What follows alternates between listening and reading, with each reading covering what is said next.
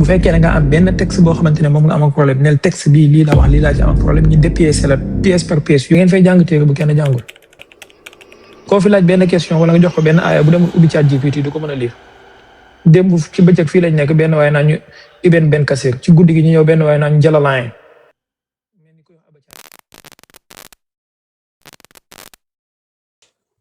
bu dee permettre ngeen ma ko ki nga xam ne moom moo réeral ñii bu leen neexee ma tegal leen ko ngeen déglu ko 2 minutes ngeen xool lan la wax comité ba ñu def lii bu ngeen ma teg wala baax na.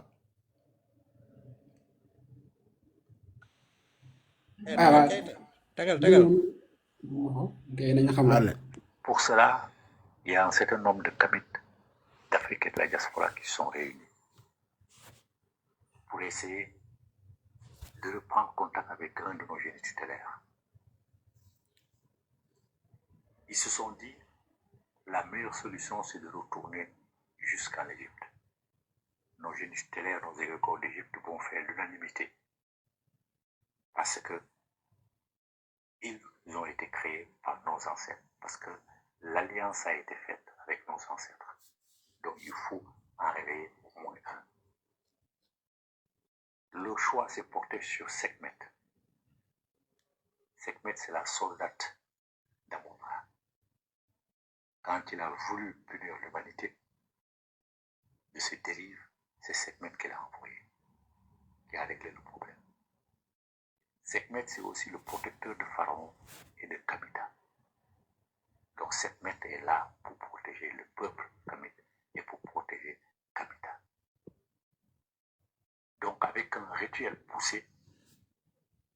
Sekhmet a accepté immédiatement de se reconnecter. Immédiatement. Et nous a donné des indications. Les indications sont son jour préféré, c'est le mercredi. Les indications sont ses jours aussi préférés. Ses jours préférés sont les 5 jours épagomènes, les 5 jours qui terminent l'année kamite. Ces animaux sacrificiels sont le bouc rouge, le coq rouge. Oui, dafa mel ni gars yi ñu ngi mel ne ma commentaire waale de xam naa est-ce que compréhension bi dina kii si ñëpp. xoolal li muy wax kii mu ngi tudd Dumbi Fakoli pour ngeen kii ngeen bàyyi ko xel xam naa musoon naa ko fi teg image am moom mooy kii moom moo jàngal booy yi nga xam ne tey jii moom moo représenté kii suuf voilà waaw bàyyi ma teg ko ba mu jeex après ma traduire ko boobooy gën a kii. Donc Sekhmet est là pour protéger le peuple kamite et pour protéger Kamita. Donc avec un rituel poussé, Sekhmet a accepté immédiatement de se reconnecter. Immédiatement. Et nous a donné des indications. Les indications sont son jour préféré, c'est le mercredi. Les indications sont ses jours aussi préférés. Ses jours préférés sont les 5 jours épagomènes, les 5 jours qui terminent l'année kamite. Ces animaux sacrificiels sont le bouc rouge, le coq rouge ou le poulet rouge. Sa boisson préférée, c'est le vin ou toute boisson rouge, même douce. Ses fleurs sont des fleurs rouges. Son encens, c'est l'encens naturel. Sekhmet a donné beaucoup d'indications, dont ceux-là, qui sont les plus importants. Alors, moi j'invite toute la communauté kamite, chaque jour, d'invoquer Sekhmet selon son intuition. Elle peut se contenter seulement de dire son nom, de prononcer son nom un certain nombre de fois. Comme je l'ai dit, la parole est une onde. L'onde va vers Sekhmet pour la densifier. Elle peut fredonner son nom en faisant ses travaux. J'invite nos artistes musiciens à créer des chansons en l'honneur de Sekhmet pour densifier Sekhmet pour notre bonheur. Je dis à ceux de notre communauté qui ne parlent pas les langues africaines, parce qu'effectivement les langues africaines sont plus dynamiques et sont mieux adaptées à l'évocation de nos égrégores, de nos noms naturellement, et des entités avec lesquelles nous travaillons dans nos sociétés secrètes. Mais toute parole se transforme en onde. Ceux qui ne parlent que les langues logodaires peuvent utiliser ces langues logodaires parce que le prononcé se transforme en onde et va au destinataire, c'est-à-dire à 7 mètres. Donc, ils ne se gênent pas. L'essentiel, c'est d'appeler 7 mètres. D'appeler 7 mètres tous les jours, un certain nombre de fois, qui n'a pas de limite. ok Nos ennemis, bàyyi mu dem ba mu jeex. lors de cérémonies ponctuelles, sont des milliers de millions ou bien des milliards. xaaral parce que fii dafa am importance sax xaaral ma traduire li passé gum après ñu ñëw si lu mu jot a wax parce que dafa ñëw dugg si ñun ñi dafa wax ni ñoom buñ dajaloo seen biir maanaam ñoom ñi nga xam ne ñoom ñooy seefu comité yi formation yu mag yi comité yi mag yi buñ dajaloo seen biir dañoo xool ne nañu wiyee seen benn yàlla ñu ne bu ñu xoolee di jéem a def lamb fu nekk ñu ne buñ demee ba si Sekhmet ku ñuy tuddee Sekhmet après naa leen wax kan may Sekhmet dinaa andi wax leen kuy Sekhmet pour ngeen xam buñ demee ba ci moom kooku automatiquement dafa nangu ni dina collaborer ak ñoom Sekhmet moom nee na automatiquement dafa wax ne dina collaborer ak ñoom seen liggéey bu ñu war a def léegi nag mais Sekhmet da leen tegal ay charte yi mu leen tegal moom mooy lan il faut ngeen nangu di def saraxe ay deret maanaam lu xonk na nekk deret bu dee ay ndox la mu nekk ay vin rouge maanaam ay sàngara yu xonk bu dee yére la yére yu xonk ngeen war a di kii maanaam lu mu mën a doon daal na nekk lu xonk Sekhmet li la leen def léegi mu ne moo tax ñoom ñu accepté loolu ñoom seen chef yi accepté nañ loolu kon nag nee na instant yi mu ngi woo booy yëpp ñi nga xam ne ñoom ñëpp ñi nekk di wax turu Sekhmet lu bëri maanaam ñi turam lu bëri mu ne sax dem na ba mu ngi sàkku si seen woykat yi aussi nañuy woo ay woykat yi bëri di leen fay xaalis ngir ñi mën a di woy musique yoo xam ne turu Sekhmet da ciy bokk ndax nit ñi woy bu neex am na beneen vidéo day wax sax mu ne na ngeen def clip yu neex nga xam ne nit ñi dinañ mën a reprendre son yi pour wax turam lu bëri ok lii vidéo am la après naa leen liiral livre bu mu bind si kii bi mais léegi dafa ñëw dafay joxe léegi justification bu muy joxe moom mooy mu ne ñi nga xam ne mooy sunu noon yi bu ko waxee moom mooy musulman yi xaar leen ma delluwaat ko tuuti ngeen déglu ko bii moom foo ma traduire De foi, qui n'a pas de limite. Nos ennemis, dégg ngeen nee na nos ennemis maanaam sunu noon yi léegi ñu xool ñan ñooy noon yi lors de cérémonies ponctuelles, nee na sunu noon yi bu ñu waree def cérémonie bu ñu waree def seeni cérémonie sont des milliers de millions ou bien des milliards à prononcer le nom de leurs égrégores. dégg nga nee na seen noon yi mooy musulman yi bu ñu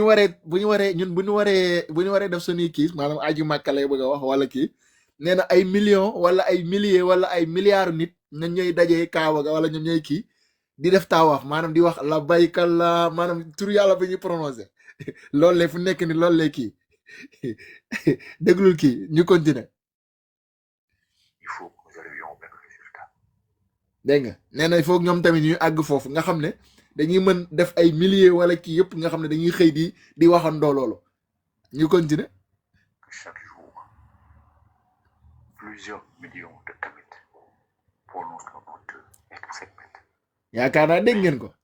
nee na chaque jour dañoo ay millions kémit maanaam ay kémit war a tollum si millions dañoo war a di daje di ko turu femme boobu noonu après naa leen wax kan la ñu leen continuer rek Si on n'a pas le temps de lui faire des libations avec poisson rouge, avec vin rouge, même si on n'a pas le temps, on n'a pas les moyens de lui donner ces animaux sacrificiels de temps en temps, on peut quand même prononcer son nom des milliers de fois, des millions de fois, des milliards de fois, afin qu'elle ait l'énergie nécessaire pour contrecarrer l'énergie dégagée par les autres entités, parce que ce sont les autres entités étrangères seulement qui occupent le monde invisible. dégg ngeen nee na il faut kémit yi mën a di def loolu faut kémit yi sañ loolu maanaam di ko def ngir bu ñuy tudd turu Cheikh Ahmed dina tax loolu moom mooy tax ba léegi Cheikh Ahmed moom mooy war a xeex ak yàlla moom mooy contrecarrer ñun suñu ngëm-ngëm dina contrecarrer ba ñun lépp li ñu war a def léegi Cheikh Ahmed dina yàq loolu mais il faut kémit yi daje ñoom ñëpp comme musulman yi dañuy daje di wax la baykalla il faut kémit yëpp daje ñun tamit di wax la xam naa la bayka Cheikh Ahmed la ñuy wax ok ñu continuer tuuti. Par leur vibration. Les nôtres n'occupent pas le monde invisible dans leur vibration et n'ont pas de place là-bas. voilà léegi fii monde invisible lay wax xam naa bay damay bañ a tudd tur mais Ibulaay waaw Zahra ñoo Ibulaay ci suuf xam naa ñoom comme ñoom ay sofiyanke la ñoom ñooy dem si monde baatin yi nee na boo demee si baatin tey boo demee ci ñi nga xam ne dañuy def agence voyage yu baatin yi nee na boo demee foofu seen Cheikh Ahmed maanaam kémit yi amuñu fa place mu ne boo gisee nag ñoom amuñu fa place si alamul xaw ma niñ koy waxee boobu ñoo Ibulaay ñoo ko xam waa sofiyanke yi nee na boo demee foofu noonu ñoom amuñu fa place lu tax amuñu fa place nag parce que kémit yi dajewuñu di tudd Cheikh Ahmed il faut gars yi di daje di tudd Cheikh Ahmed bu ko defee xam naa Cheikh Ahmed dina am place moom tamit ci alam boobu noonu quoi alamul xayb voilà jërëjëf am boo demee ci alamul xayb lu tax amuñu fa place parce que kémit yi ñoo dajewul waaye mu continuer vidéo yi. De la même manière ici, nous sommes niés dans notre existence. Nous sommes une existence de zombies. Nous sommes seulement en train d'imiter les autres. Nous ne pouvons prendre aucune initiative. dégg nga nee na kémit yi boo gisee ñoom mënuñoo jël benn initiative parce que onde yi nga xam ne moom la musulman yi di kii onde yooyu moom mooy maanaam musulman yi dañuy xëy di julli maanaam yow bay xëy di julli di woor di tudd yàlla loolu day yàqal kémit bi day yàqal seen yàlla boobu noonu seen Cheikh Ahmed bi comme léegi il faut que ñoom tamit comme ñoom mënuñoo fexe am na beneen téere boo xam ne day wax ñu fexe tout ba arrêté musulman yi maanaam ñii jaamu yaay foo ñu arrêté loolu yëpp léegi nag fii dafay wax ni comme nag loolu balaa loolu yëpp di am il faut kémit yi tamit di daje pour ñoom tam ñu am place alamul xaybu xam naa yéen ñi di dem xaybu war ngeen maa xoolal ndax léegi am nañ fa place waa wala déet. Simplement parce que nous n'avons pas de l'autre côté les contre-pouvoirs aux entités de l'invisible. Alors il faut arrêter. Il faut revenir en arrière. Il faut reprendre nos noms. En plus, qui ont la particularité d'être beaucoup plus beaux et plus significatifs. dégg nga nee na il faut gars yi arrêté maanaam di tudd ay yàlla ak di tudd ay allahu akbar yu bëri ne il faut ngeen arrêté yooyu il faut ngeen dellu ginnaaw voilà ngeen ñëw si turu africain yi maanaam bu waxee turu africain nag ñii la Cheikh Ahmed la si jublu foog ngeen ñëw ci moom parce que tur boobu moo gën a ëpp lu muy signifié voilà léegi ñu continuer. Africain a une signification. Leurs noms n'ont aucune signification pour eux. Ils sont des étrangers. léegi yéen a ngi comprendre léegi bu kémit ne leen yéen ñi ay étranger maanaam ay diine étranger ngeen nekk comprendre ngeen fu mu jugee idéologie bi fii la jugee kii moom moo leen wax ni ñooñu arabe yi ay kii l'islam étranger la Afrique il faut que ñu bàyyi di wax di tudd yàlla voilà moo tax booy léegi gis nga booy kémit yi koo ci laaj naa man Allah du sama yàlla parce que kii moo bind téere boobu kii moo bind téere di wax loolu nañ continuer. Reprenons nos noms, nous rendons hommage à nos ancêtres. Nous revenons vers eux parce que là, ils se sentent humiliés. dégg nga de nee na seen yàlla yi maanaam seen yàlla yi buñ demee ci alamul xayb bi maanaam buñ demee alamul xayb bi ba daje fa yàlla musulman yi seen yàlla yi dañuy humilié wu dañuy sentir humilié maanaam dañ leen di toroxal foofu parce que seen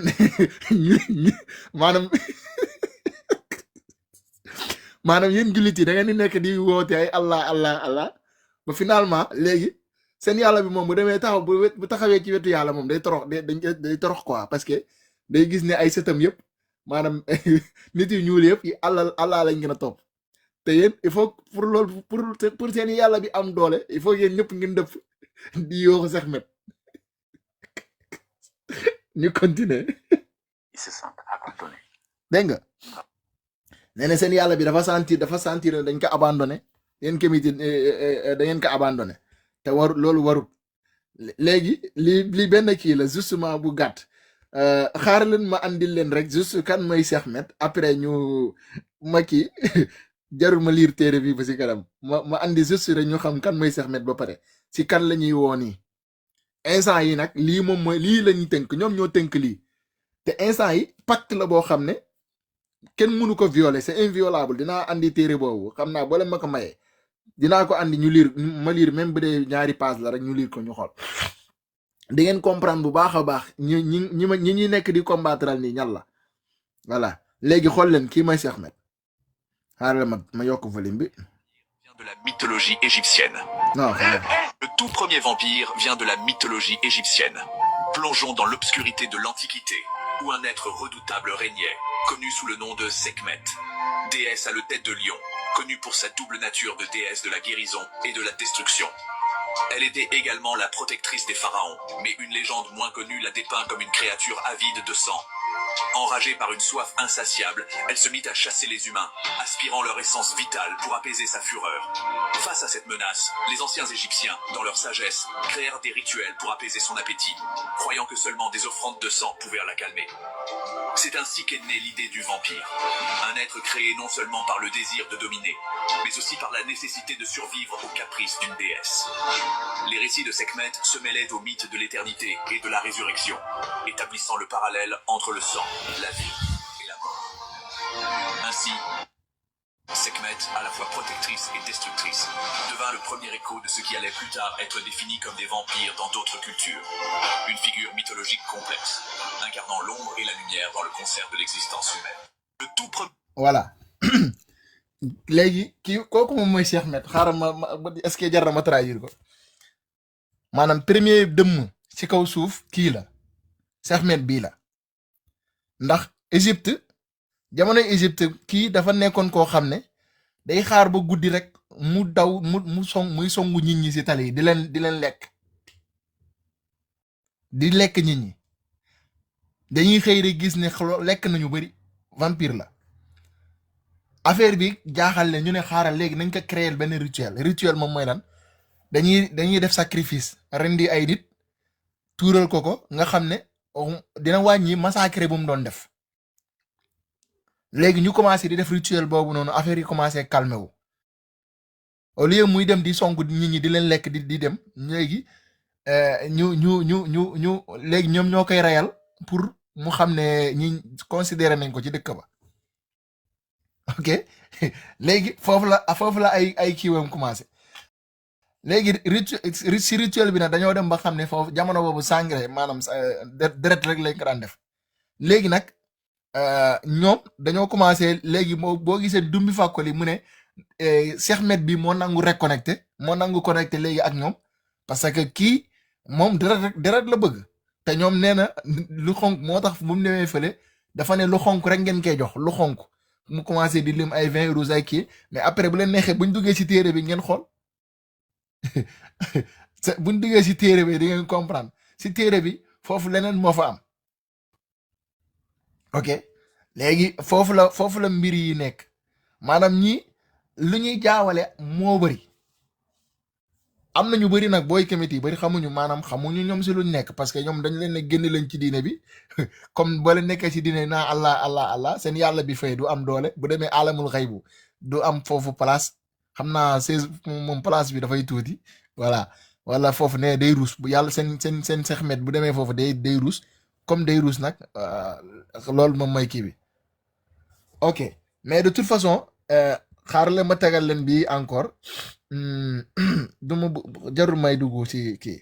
juste benn kii la rek extrait bu gàtt parce que du doon kii dafa bokk ci kii kan la sama copain déglu leen kii ma ceddo bi il faut nga mottali ko ba mu sëkk ma danga war di ut ay nag bu ñuul kukk ay xar yu weex tàll ay ginaar bu weex ginaar bu xonk yooyu nga koy rendi di ko tuur si taatu guy gi ceddo bi il faut nga mottali ko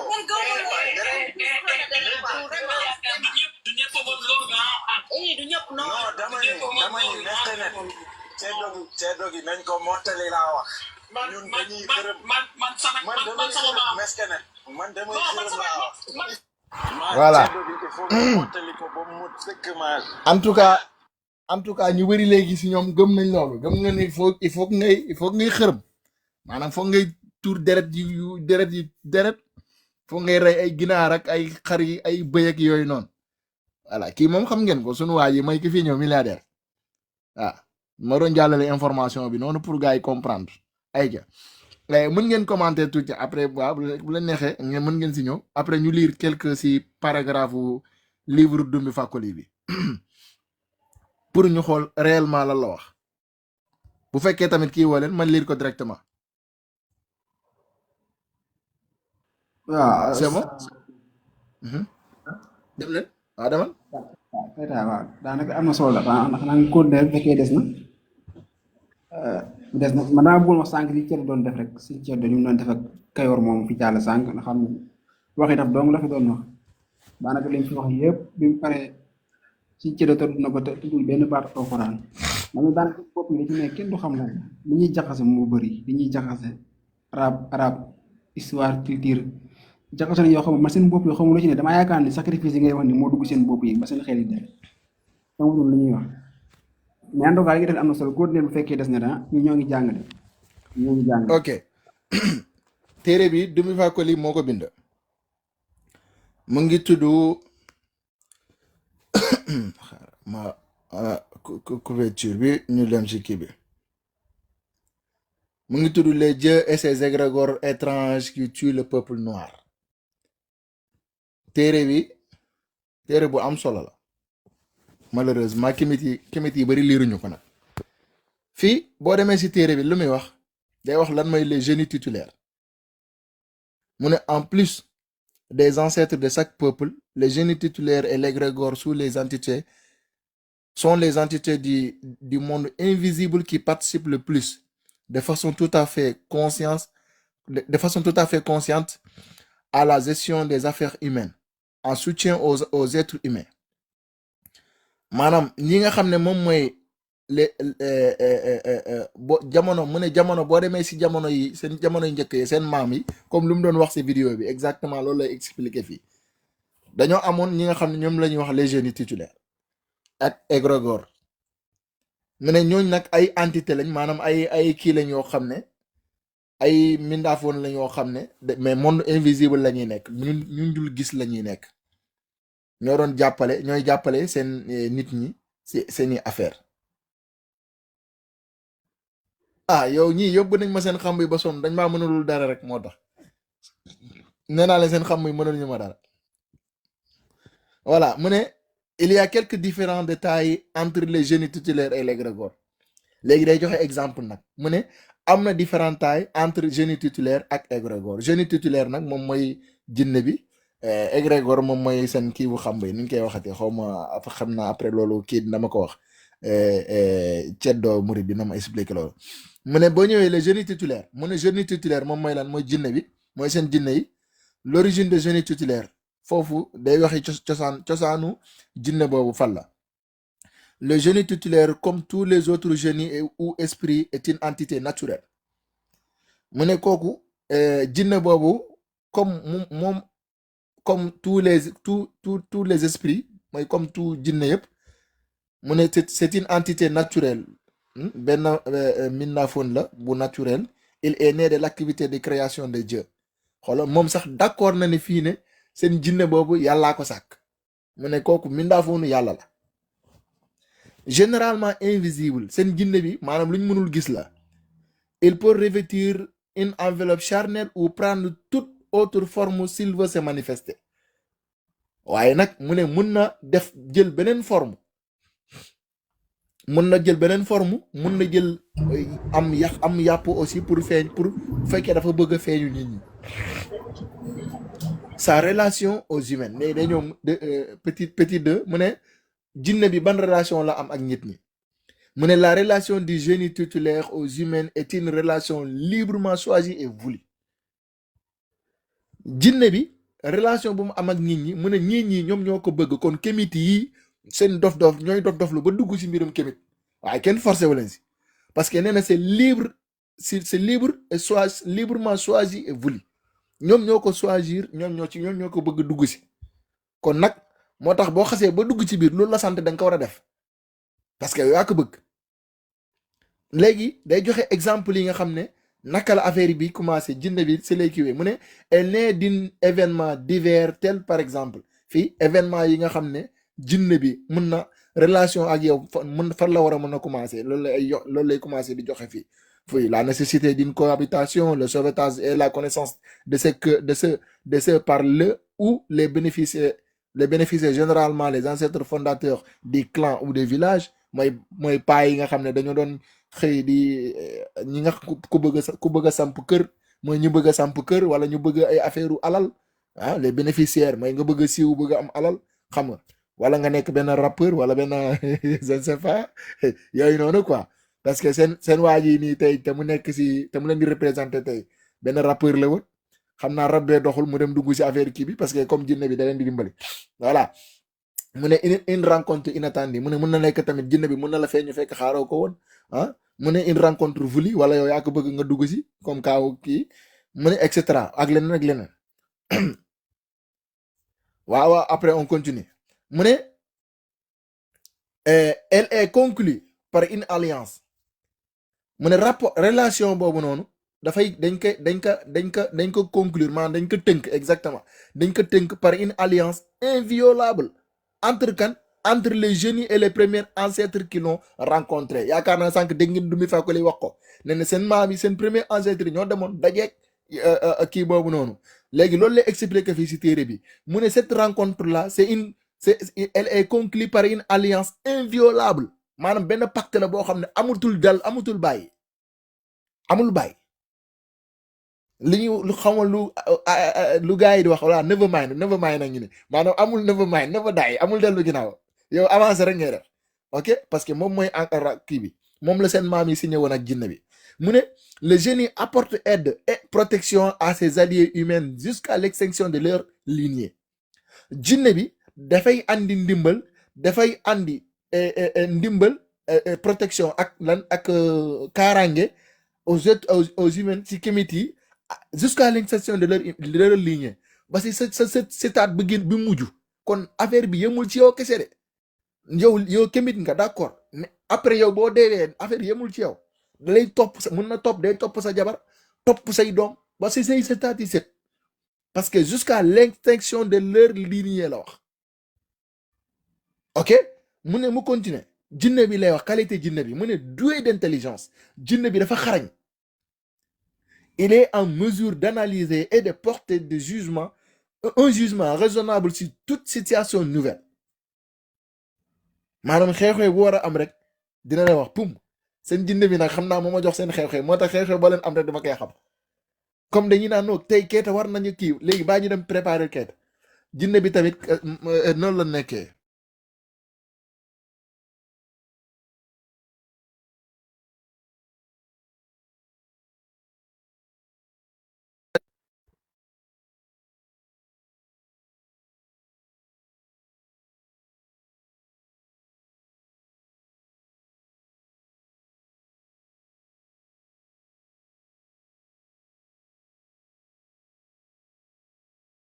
voilà maa ngi jégalu benn kii laa am voilà doué d'intelligence foofu laa yemoon non il est en mesure d'analyser et de porter un jugement raisonnable sur toute situation nouvelle mais fan lay commencer mu ne voilà pourquoi mu ne lii de moo tax il ne nuit jamais aux humains waa ji jinne bi du attaquer du mere nit ñi wala mu du dem di faagaagal nit ñi lu dul en dehors de deux situations suivantes lu dul ñaari mbir yii déglu leen bu baax mu expliquer la ñaari mbir yooyu yàlla lorsqu'il s'agit de répondre à une attaque de ses ennemis des ennemis de ses alliés lu dul mu nekk benn kayta boo xam ne day jug di dal ci kaw kémit yi suba ba ngoon léegi kon seen jinne bi day dem di attaquer kayta kon benn nee na kaa boobu jinne bi day jug di attaquer ji ou bien ñaareel bi ban kaa la xaaral ñu ñëw ci ñaareel bi ou bien lorsqu'il est mécontent de ces dernières pour non respecter les termes de l'alliance conclue wala lu dul nga xam ne yow kémit bi nga jinne bi dem ba mere la lu tax mu mere la pour non respecter des termes de l'alliance conclue parce que respecté woo terme yi nga xam ne moom la jinne bi signé woon ak sa maam seen maam yi comme da ngeen di wax dallu seen maam yooyu noonu comme respecté woo terme woowu nag jinne bi yow tamit yow kémit bi jinne bi mun na la mere na leer Dummi Fakoli lay mooy continuer mu ne dans ce second cas mu ne bu ñu demee nag si deuxième cas bi nga xam ne moom mooy cas kémit bi il envoie toujours plusieurs signes de rappel avant d'agir si ceux-ci ne sont pas pris en compte mu ne dina kémit bi moom bu ñu defee bu ñu signé comme dañoo signé yow ak pacte lañ signé ak yow kémit bi su fekkente ne yow jinne yow bu ko imaginer après dina loolu dina ko wax si téere bi mais dama leen di joxal résumé pour ngeen comprendre diggante bi maanaam imaginer mu ne la tey jii da ngeen war a génne sacrifice da ngaa war a rey sa yaay wala da ngaa war a rey sa papa wala da ngaa war a rey sa jabar wala da ngaa war a rey sa doom whatever après moom dina ko expliquer si biir si livre bi mu ne une fois yow jinne bi bu la waxee loolu su fekkee defoo yow imaginer yow da ngaa nekk ku bëgg sa yaay wala nga nekk ku bëgg sa jëkkër wala nga nekk ku bëgg sa doom wala sa jabar whatever ki la gën a parce que en général day wax ni ki nga gën a bëgg moom la ñuy wax pour nga sacrifier ko léegi bu fekkee moom dafa wax pour nga sacrifier sa mbokk yi nii nga nekk foofu di bañ terme bi passé date bi passé jinne bi dafay ñëw def la signe moo tax mu ne il envoie toujours plusieurs signes de rappel avant d'agir dina la envoie dina la feeñu dina la wax sa waay man ak yow dañoo signé woon ne da ngaa war a rey sa doom dañoo waxoon ne da ngaa war a rey defal mu ne boo deful nag si ceci ne pris pas en compte là après mu soog a commencé attaquer mu soog la attaquer yow léegi ñu ñëw si kii bi mu ne la relation à ses alliés relation bi nga xam moom la am ak alliés s'entretient par des offrandes maanaam relation yooyu noonu lan lu koy suuxat lu koy dundal s'entretient lu koy entretenir moom mooy offrande ay sarax moo tax ñoom dañ leen di wax saraxee leen sondel tuur leen ndox mooy libation moom la ñu ay libation tuur leen ndox daf leen kii defar tuur leen deret tuur leen ay soow yooyu noonu loolu mooy offrande et mu ne ou des sacrifices acceptés d'un commun accord wala mu nekk sacrifice nag boo ñu ko waxee xam ngeen li ma mooy waaw ay tuur deret lay doon rendi mun na nekk nit mun na nekk bëy mun na nekk parce que dafa ne moo tax mu ne sacrifice accepté d'un commun accord boo xam da ngeen koy déggoo day wax ne la sa waay tey lii laa soxla bu ne bëy la soxla bëy ngay def bu dee xar la bu dee nag la bu dee nit la ok ndax da ngeen koy déggoo moo tax mu ne d'un point accord mu ne et qui doivent être renouvelés kon mbir mi du benn yoon de nekkul tey damaa rey sama yaay pare naa si garaawul léegi damay buloo déedéet suba mun na ñëw ne la andil sa pap wala gannaaw suba mu ñëw mu ne la andil sa jabar ça dépend qui doit être renouvelé à des périodes définies dafa nekk lu ñuy renouveler à des périodes définies maanaam loolu jinne bi moom mooy soob bu leen ne fin de mois bii sa yaay laa soxla sa yaay ngi koy jox lii moom mooy réalité bi moo tax ma ne la ñii baaxuñu ci société sénégalaise ci société maanaam dañoo baaxul ci àdduna bi ci boppam du question société sénégalaise mais ci àdduna bi ci boppam lañ baaxul ce sont des francs-maçons déguisés mu ne de périodes définies par les alliés humains gis nga en sa faveur loolu si maanaam kon faveur jinne bi lay nekk kon jinne bi moom mooy choisir si mbëgg-bëgg jinne bi la maanaam jinne bi moom mooy wax lii xew maanaam moom mooy wax kan nga war a rey moom mooy wax lan nga war a def yow amatoo kàddu mu ne léegi day wax leen mooy durée bi petit 3 mu ne la durée de son existence jinne bi maanaam léegi depuis kañ na ba kañ na affaire bi ba kañ xam nga ñu bëri de comme tey bu la nee rayal kii nga ne garaawul su ma rayee kii xam naa après foofu day jeex léegi moo tax muy joxe wàlla définition durée bi c'est que dafa bind téere leeral lépp ba mu leer balaa gars yi kenn du ci dugg moom wax na la ñoom ñooy ñaan ba pare mu ne la durée de vie des génies tutélaires ne dépend pas des êtres humains maanaam dundu jinne bi seen dund bu mu war a dund maanaam nekkam jinne bi kooku du nit ki du si yow nit ki la dépendre yow nit ki amoo ci loo dépendrul ci yow moom comme moom wax naa la moom jinne bi lan la woon moom jinne bi da lay protéger dina la jox alal dina la jox faveur wax na la loolu mais après yow nag le reste loolu dépendre dul ci yow ci moom jinne bi la dépendre mu ne les ondes positives voilà mu ne les ondes positives que peuvent lui envoyer les alliés humains maanaam jëf yi baax les ondes positives jëf yi baax li nga xam ne moom la kémit yi war a mën a defal jinne bi ah par les moom mu ngi nekk par les biais des prières mu nekk ay julli après naa leen woon seen julli yi naka la seen ñaan yi naka la après loolu naa leen ko woon incha allah dafa war a nekk par les biais de prière dafa war a nekk ay ñaan wala mu ne virgule mu ne des invocations voilà parce que prière julli lay nekk invocation ma war a nekk ay ñaan des invocations wala ay ñaan mu ne amaat na beneen des offrandes wala mu nekk sarax comme li ma leen doon wax ay tuuru soow ay tuuru ndox ay tuuru waaw yooyu ay saraxel sondeel yooyu noonu mu ne des sacrifices ak tuuru deret bul fàtte loolu ci la bokk deret bi dafa war a këpp su leen ne sàcc leen xale yu ndaw yi rendi leen na ngeen koy def ok mu ne mu continué waat mu ne sont pas une nourriture pour lui mu ne yii nag yi mu la wax ni yëpp maanaam li mu la wax yëpp yooyu du ay lekk boo xam ne du lu war a dundal jinne bi maanaam jinne bi soxlawu ko maanaam du soxlawul loolu mu ne mais simplement les témoignages appréciés de leur fidélité à l'engagement initial de leur ancêtre mu ne mais loolu noonu da ngay témoigner maanaam da ngay joxe cofeel da ngay joxe ni man dama kontaan li maam yi nekkoon li maam yi signé woon ak jinne bi depuis jamono bu njëkk ba dama kontaan si loolu bu la waxee saraxel sa yaay joxel sa pap rayal sa jabar nekkul jinne bi day lekk sa jabar déedéet mais bu la waxee rayal yow boo rayee da ngay wan ni kon dama kontaan témoignage apprécié da ngaa def témoignage apprécié de leur fidélité de l'engagement initial maanaam premier engagement bi fidélité boobu moom ngay cofeel boobu ngay renouveler waat ok mu ne ñu continuer waat ba léegi ma xam naa c'est brisant ma daanele fii voilà mu ne il reste jinne bi lay wax mu ne il reste autonome jinne bi moom soxlawul kenn soxlawul leen dara autonome la il survit mu ne et survit à l'extinction de la lignée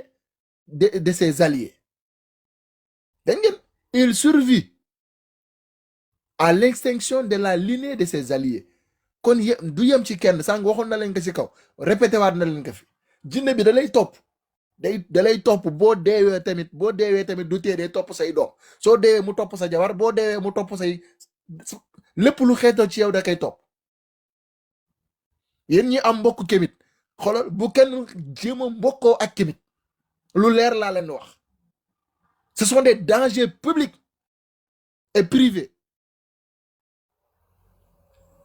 ñoom si lu nekk xamuñu ko mais ki leen di initier moom moo bind téere yii kon nëbbuñu seen bopp wax na bu baax a baax ñoom ñooy ñan na leer ok on continue mu ne car le génie tutélaire est une fidélité à toute épreuve ndax jinne bi moom moom dafa fidélité si épreuve yëpp moom épreuve yi maanaam xeetu natt bu ne mun na la ko nattoo loolu la ba wax xeetu natt bu ne mun na la ko nattoo kon nag bul jombi bu suba bul la ne rayal sa yaay bul jombi moom lu ne nee na jinne bi xeetu natt bu ne mun na la ko nattoo bul jombi nga am benn doom kese mu ne la rayal sa doom bi ok léegi ma tënk foofu téere bi juste rek pour ngeen bàyyi xel ñu ñuy nekk di débattre ñi ñuy nekk di combattre wala di débattre ñan la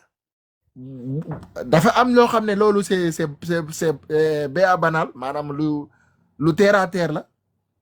xaar leen ma wol leen seen julli seen ñaan yi ba pare nu ñuy jullee wala nu ñuy kiwe xaaral ma andi ko nii ma zoom ko nii tuuti waaye ndax ngeen gis c'est très important ma taal bii moom foo ma taal caméra ndax ngeen gis voilà ma wol leen quelques kémit nu ñuy kiwee ah ñii nag moom ñii passé nañ première étape xaar leen. Est-ce que vous êtes psychopathe? Non. Déjà écrit le livre. Et finalement, c'est quoi on essaye? Est-ce qu'on va se sauver là? Est-ce que vous êtes psychopathe? Non. Déjà écrit le livre. Et finalement, c'est quoi on essaye? Est-ce qu'on va se sauver là? ok xaaral ma arrêté gum foofu maanaam bii moom mooy seen kii bi lii premier degré la lii ñoom dafa am ay degré yu nekk dafa am ay degré la ok xaar leen sànq Dombi Fakoli dafa am lu mu wax sànq muy wax ne dafa wax gars yi pour ñuy wax Cheikh Met lu bëree bëri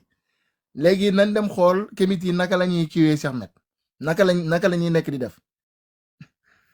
wallaay ndeysaan laay wax nga dëgg yàlla kenn dàqu ko mën yàlla kenn dàqu ko mën li yëpp mu ngi daw tey xolal yàlla garaawul xam na ne wallaay seen waxtu dina jot bés dina ñëw yàlla daa mën a muñ de xaar leen ma andil leen kii bi ma andil leen seen naka la Dombi Fakoli nan la leen waxee pour ñu julli seen Cheikh Met xaaral ma andi leen julli bi tuuti pour ngeen gis ñuy jullee ah. Aji Keita ana volume.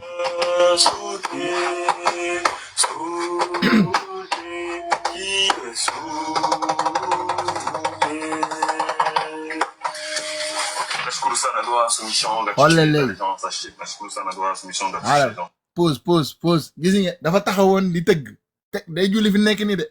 dafa taxawoon léegi pare na day sukk day léegi amul rukkoo dafa dem sujjóot direct dafa dem si suuf directement xam naa bi may rukkoo bi léegi nañ continuer ñu dem gis nga sujjóot na xool leen si mu ngi si sujjóot bi nañ ko bàyyi ñu ngi xool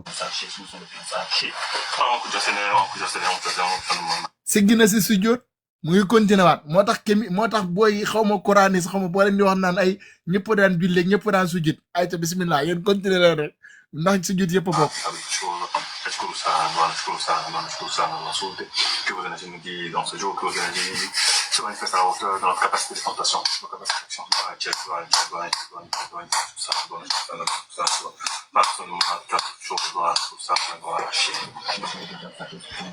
gis nga sujjóotaat na ñu continuer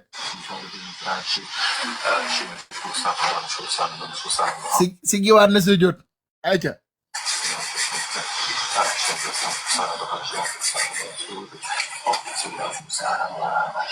ñaareel sujjóot bi encore nañ ko continuer waat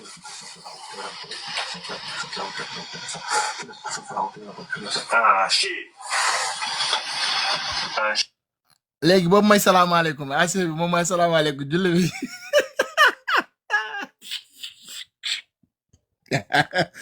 dur naa salaamaaleykum léegi nañ ko xool que les tentations de Baba Souté soient à la hauteur. aywa léegi pare na julli léegi day ñaan instant yi léegi nañ xool ñaan bi de nos capacités d'action, de nos capacités de réaction. Et que les tentations moom mooy amin ci ñoom dégg ngeen ay ca ñu continuer de Baba Souté soient à la hauteur de nos capacités de réaction.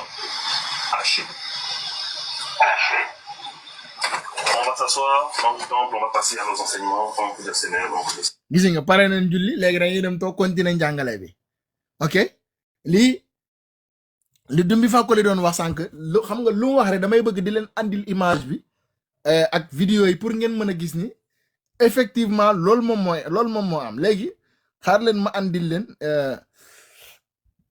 là où il dit qu'on doit prier des Cheikh Met on va aller directement voir qui est Cheikh Met et non on a déjà vu qui est Cheikh Met wax xam nañ kat léegi xam nañ Cheikh Met mais léegi fan la ñuy dem moom mooy attends dañuy dem si naka la ñuy rituel Cheikh Met yi attends je vais vous montrer ça ndeysaan waaw mbokk yi ndeysaan waaw amin yéen ñëpp ñaanal ma rek yàlla baax na waaye Kémi Touré sa waay ñii buñ ma mënaloon dara ñii ren nañ ma bu yàgg ñii lu ne jéem nañ ko si man te samay vidéo ak samay lépp a ngi seen compte yi waaye dañoo mënul dara rek yàllaa leen ëpp doole fuuf dañuy sëf rek ñii moo tax xolof noonu moo tax boo gisee ñu bañ ma nag la ñu lekk tax ndax xëy na li ma leen di weer si àdduna bi loolu mooy seen problème xaar leen ma wal leen léegi naka la ñuy defee Cheikh Met naka la ñuy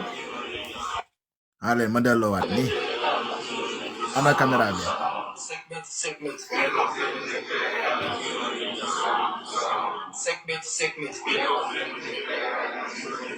gis nga li leen Dumbi Fakoli waxoon xoolal loolu la ñuy nekk di répété nii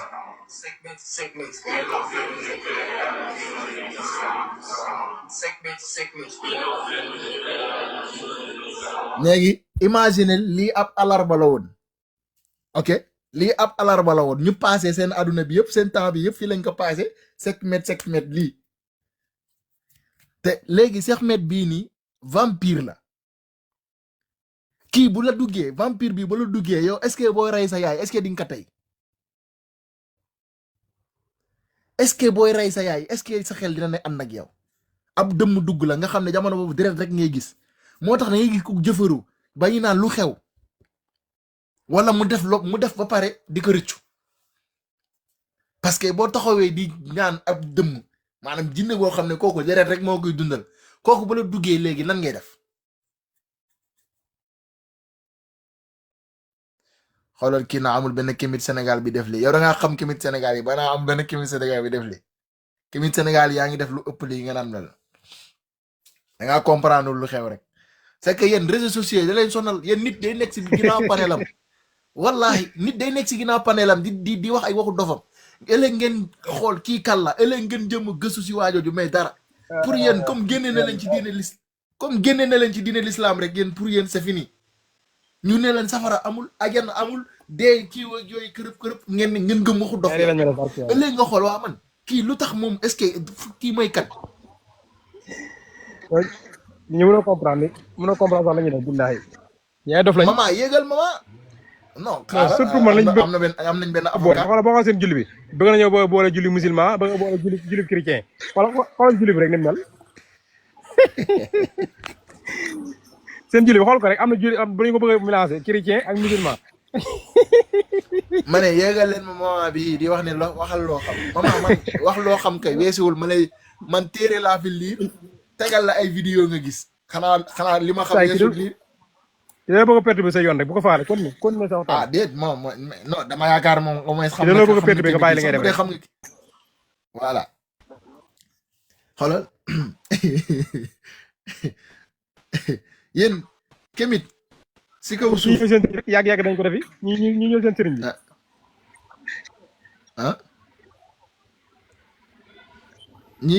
ñi waaw maman ba ñi ñëw seen sëriñ bi yàgg dañ mos a defi ndax ñi ñëw seen sëriñ mais maman arrête de faire de pleurer en bas il faut monter fii jox na la parole fii mën nga wax yéegal waxal xam naa doo muuma moom yéegal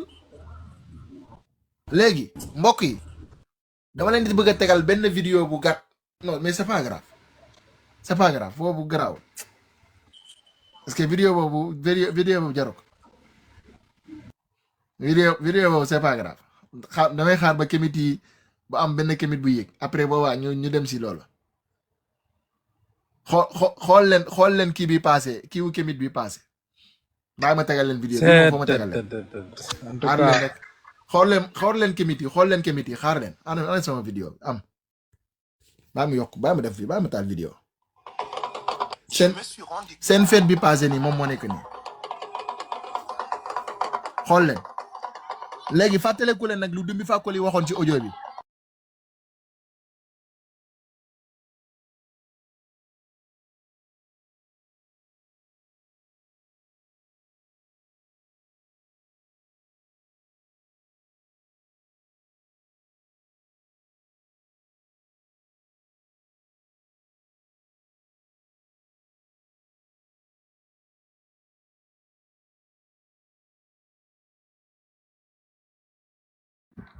ci nag kay sa micro daa mel ne wax fay de.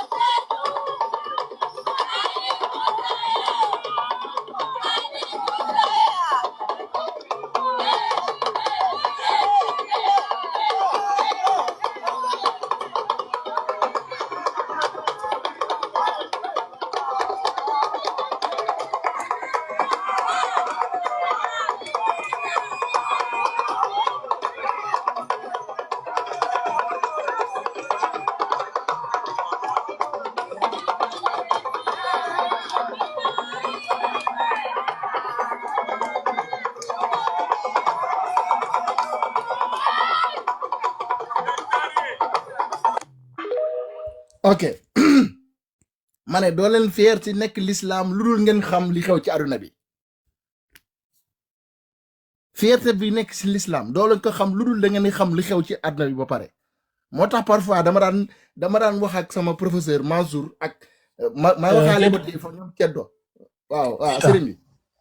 waaw maa ngi baal ma tuuti en fait maa ngi wax mbokk yi ne li Keita di wax nii tey pas plus tard que tey ci bëccëg maa ngi doon déglu benn vidéo wu Dumbi Fakoli mu ci wax naan del ñaan say ancêtre say maam et que boo amul dara sax promettre leen ne leen su ma amee dinaa leen jox ginaar wala dinaa leen jox bélier wala nangam ak nangam maanaam pour confirmer ne sacrifice yu mel nii la c'est-à-dire ñaanal say maam say ancêtre dama am soxla sangam ak sangam su soxla boobu fajoo dinaa la jox ginaar wala dinaa la jox béy wala xar wala dinaa la jox bélier et jox boobu mooy sacrifice bii ngay def après finalement voilà juste pour confirmer et vidéo bi soriwul ma dara su ngeen ko soxlaa mën naa leen ko tegal vas-y Keita. voilà léegi lii moom il faut que ma koy il faut que muy jàll quoi pour ñëpp di gisaale parce que xëy na ñu bëri dañuy lii boo ko doon wax nii sans preuve dañuy naan non waa ji mën na wax nag. soo doon lii boo koy nettali nii ak nit kese xel du ko nangu quoi. non ñaanal ba Fall yéegee nga dugal ko Fall Lion bu duggee nga dugal ko war ko li ne ko wax lan lay wax quoi ba xam lan na ko wax na lay dem. buñ déggoo lu ma la wax buñ ñëwee si Keita buñ gisee Keita duñ nangu wax doo mës a gis Kémit bu lay wax Keita kaay ñu waxtaan si mbirum Kémit amul suñ ñëwee si jëmmi Keita rek lañ mën a wax képp xam nañ ma ñoom ñëpp xam nañ ma. ndax bu ñuy nekk si l'islam fii lañ ma fekkoon ba bu ñuy génne dem si kéeféer gi fii la ma fekk. loolu mooy problème bi mais Keita profité de bu ñu ñëwee di kër l'islam nga ne yéen kaay moo leen benn affaire ngeen ba xam dinañ ko mën a layal déet. yow xoolal gis ñii lu taxawoon seen ñëw ci panel bi arrangé woon ma dafa am dafa am ay yenn argument yenn xadis ak yenn kii yoo xam ne ñun dañ ko daan waxtaane ak ñoom dañuy gëm ni ñun. comme dañoo gëm ne ñun dégguñu arab wala ñun kiiwuñu léegi dañ doon vanté wu moo tax bu ñëwee fii damay obligé na noppi nag xool est-ce que loolu lu ñu doon def day jàll wala du jàll essayé woon nañ ko nag ak si waxaabi yooyu mais buñ demee damay yéeg ci panel yooyu su ma yéegee rek débat bi day yàqu moo tax ba bu ñëwee fii xam naa ne fii moom bu ñëwee xam naa lu leen di xaar moo tax du ma leen sonal fii buñ ma attaqué wu doon du ma leen mës a attaqué du ma mës a attaqué parce que ñoom xam nañ ma. xamante nañ maa ñoom. salaamaaleykum waaw nangu ziar bu baax. waaw ñuy ziar ñëpp ñu nekk ci panel bi. Keita man dafa am lu ma jaaxal ci mbiri Kémit yi quoi comme que yow am nga ci xam-xam et tout ça waaw ñun su fekkee ci l'islam dañoo gëm ne ku dee yàlla dina la àtti say jëf soit nga dem aljanna maa nga def safara. Tidiane mais ñoom. Tidiane waaw si c'est pas trop évident doo mu ne tuuti rek ngir yàlla ma teg lii Keita baal ma tuuti ci sa kii. d'accord incha allah.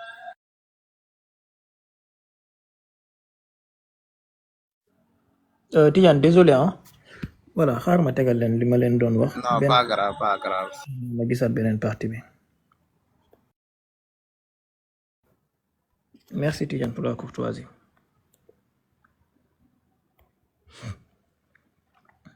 secret. bàyyi la gën a tënk. déglul.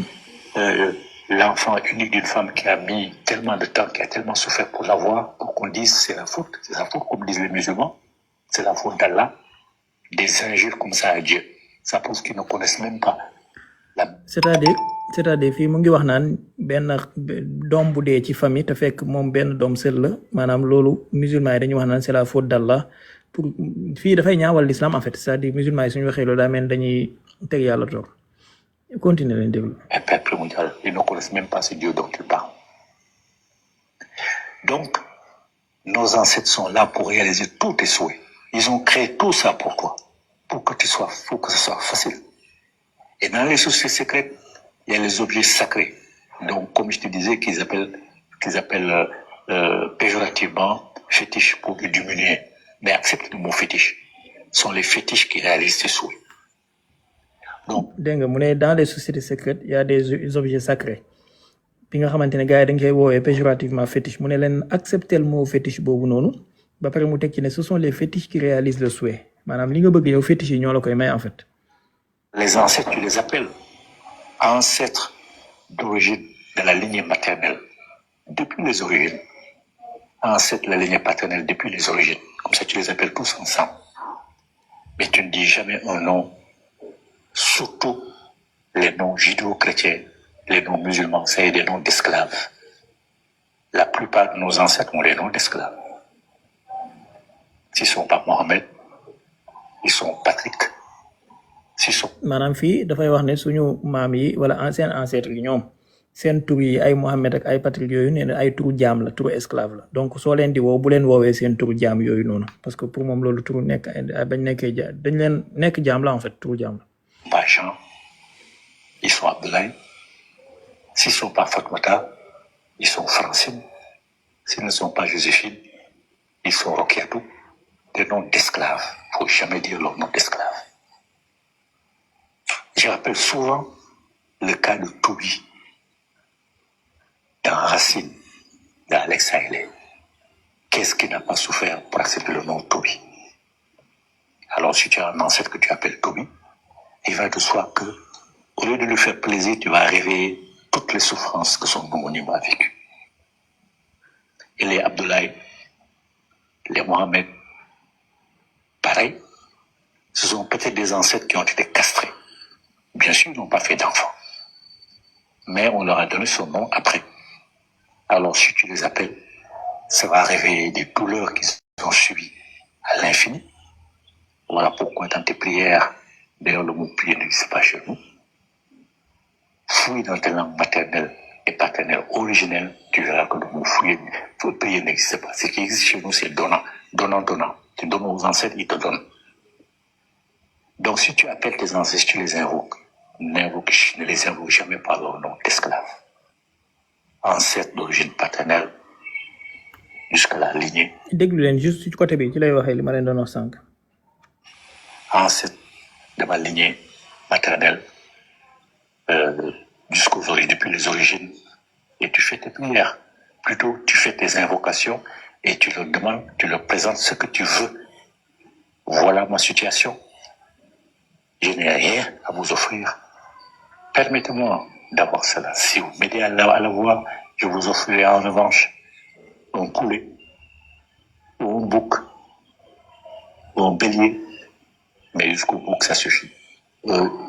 ne demandent pas l'excès. Maintenant, si tu as de quoi leur offrir un bélier, ou un bouc, ou un bœuf plutôt, tu leur offres. Mais poulet, bouc, leur suffit largement. dégg nga fii lay waxee ne maanaam booy ñaan sa maam yi wala ñoom bu ñu ñaan seen maam yi nañ leen wax ne bu aajo bi fajoo danañ leen jox offrande boo xamante ne mën naa nekk ginaar mën naa nekk kanaara mën naa nekk nangam mën naa nekk bëy mën naa nekk xar mën naa nekk sax nag waaye nag mu ne ancêtre yi ñoom seen maam yi soxlawuñu lu bëri duñ demande excès donc ay bélier ak yooyu noonu mooy ay kuyu xar baax na comme tey jii soo amee soxla nga dem ñaan sa maam yi ba soxla boobu faju nga génnee sacrifice mooy comme li Keita doon teg sànq noonu jël ginaar gi di ko xampateeg yooyu noonu wala kii voilà quoi maanaam ñi lay abonné leen tey aimé di partager di participer di envoyer ay cœur